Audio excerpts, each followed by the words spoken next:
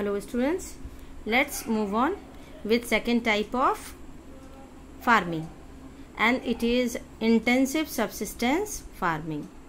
Primitive subsistence farming में हमने पढ़ा था कि जब हम प्राचीन टर्म्स एंड टेक्नोलॉजी का इस्तेमाल करते हुए स्मॉल पैचेज ऑफ लैंड पर फार्मिंग करते हैं, that was primitive subsistence farming. इसका जस्ट अपोजिट है इंटेंसिव सब्सिस्टेंस फार्मिंग. इस तरह की फार्मिंग को प्रैक्टिस करते हैं जहाँ पर कि पॉपुलेशन बहुत ज़्यादा होती है और लैंड एरिया लिमिटेड होता है. Basically it is also known as labour intensive farming, जहाँ पर हम high doses of biochemical inputs का इस्तेमाल करते हैं, मॉडर्न इरिगेशनल फैसिलिटीज़ का इस्तेमाल करते हैं और इन दोनों का इस्तेमाल करके we are able to gain high production. अब नेक्स्ट टॉपिक में पूछ रहा है आपसे कि can you name some of the states of India where such farming is practised.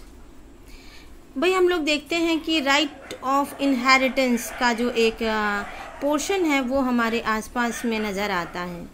पिता के बाद उसके पुत्र में हमारी ज़मीन बढ़ती है.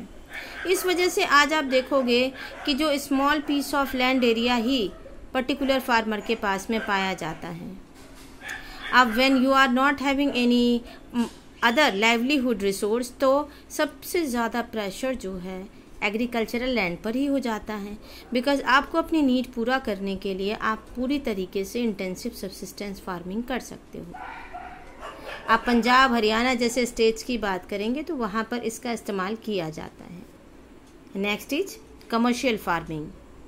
कमर्शियल फार्मिंग का मेन कैरेक्टरिस्टिक क्या है? इस तरह की फार्मिंग में भी जो फार्मर होता है वो high doses of modern inputs मतलब HYV सीड्स का इस्तेमाल करता है, केमिकल फर्टिलाइजर, इंसेक्टिसाइड्स, पेस्टिसाइड्स का इस्तेमाल करता है. और क्यों करता है? क्योंकि इनका इस्तेमाल करके उसकी प्रोडक्टिविटी जो है फार्म्स से मिलने वाला जो प्रोडक्शन होगा उसका अमाउंट बढ़ जाता है. The degree of commercialisation of agriculture varies from one region to another region. आप देखो अलग अलग क्षेत्रों में एग्रीकल्चर का जो कमर्शियलाइजेशन है वो हमें अलग अलग नज़र आता है.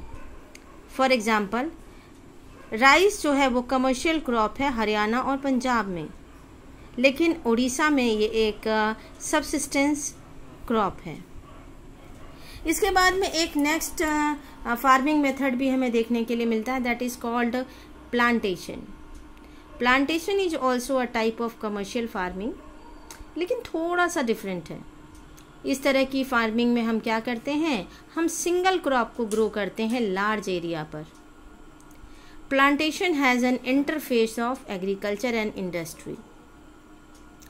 भाई अभी आप देखते हैं कि प्लांटेशन जो है वो बहुत सारी एग्रीकल्चर और इंडस्ट्रियल सेक्टर को मदद करता है, क्योंकि प्लांटेशन में हम उन क्रॉप्स को ग्रो करते हैं जो बहुत बड़े एरिया पर की जाती है. इसमें कैपिटल इंटेंसिव इनपुट होता है, मतलब पैसे का भी हम बहुत इस्तेमाल करते हैं, बहुत सारे लेबर्स को हम इसमें यूटिलाइज करते हैं. और इसी वजह से जो प्रोड्यूस मटेरियल होता है वो भी बल्क में होता है. और इन मटेरियल्स का इस्तेमाल बेसिकली हम रॉ मटेरियल के रूप में डिफरेंट इंडस्ट्रीज़ में करते हैं. In India tea, coffee, rubber, sugarcane, banana, these are some important plantation crops. Tea जो है असम में पाई जाती है, नॉर्थ बंगाल में कॉफ़ी, कर्नाटका भी जो है टी असम और नॉर्थ बंगाल में है, कॉफ़ी जो है कर्नाटका में है. ये इम्पॉर्टेंट प्लांटेशन क्रॉप्स के रूप में है. Since the production is mainly for market, यहाँ पर जो हम प्रोडक्शन करते हैं उसको बेसिकली हम बाज़ार में बेचने के लिए करते हैं. इसी वजह से these areas are also having well developed network of transport and communication. Processing industries भी हैं आसपास में और मार्केट का पाया जाना तो बहुत ही इम्पॉर्टेंट रोल प्ले करता है. तो इस तरीके से 3 टाइप्स ऑफ फार्मिंग जो है वो हम लोगों ने अब देख ली. ओके, नेक्स्ट टॉपिक है हमारा क्रॉपिंग पैटर्न. भाई हम ऑलरेडी जानते हैं कि इंडिया जैसे डाइवर्सिफाइड क्लाइमेटिक कंडीशंस में डिफरेंट एरियाज़ में हम different kinds of food and fibre crops को ग्रो करते हैं. वेजिटेबल्स भी हमारे लिए यहीं पर ग्रो होती हैं, फ्रूट्स हैं, स्पाइसेस हैं. तो इन सभी को हम अलग अलग क्रॉपिंग सीजन में ग्रो कर पाते हैं। ये डिफरेंट क्रॉपिंग सीजन के हिसाब से हम 3 टाइप्स ऑफ क्रॉप्स को देखते हैं, rabi crop, kharif crop and zaid crop. Rabi crop जो है बेसिकली ये ग्रो होती है विंटर सीजन में फ्रॉम अक्टूबर टू दिसंबर, और ये हार्वेस्ट होती है, मतलब इसको हम काटते हैं समर सीजन में। इट मीन्स अप्रैल से जून के बीच में फसल जब तैयार हो जाए। कुछ इम्पॉर्टेंट रबी क्रॉप के रूप में आप देखें, वीट, बार्ले, पी, ग्राम, मस्टर्ड।